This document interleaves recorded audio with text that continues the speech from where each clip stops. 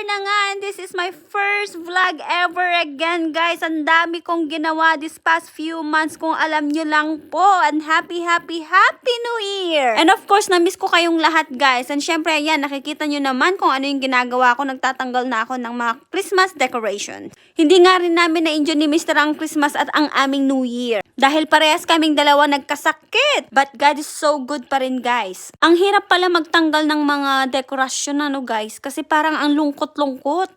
Pero anyway, alam nyo ba, ito na siguro yung pinaka-busy na taon para sa akin. Kasi hanggang ngayon, guys, nagkakandrapa pa rin ako sa aking pag-i-English, lalong-lalo na sa aking exam, sa aking assessment, dahil nga ako ay nag-aaral. Isinabay ko na nga ang pagliligpit, guys, dahil marami pa akong ililigpit ng mga dekorasyon. Meron kaming 7 na boxes for decoration lang yun ng Christmas, o diba? O ayan, guys, thank you so much for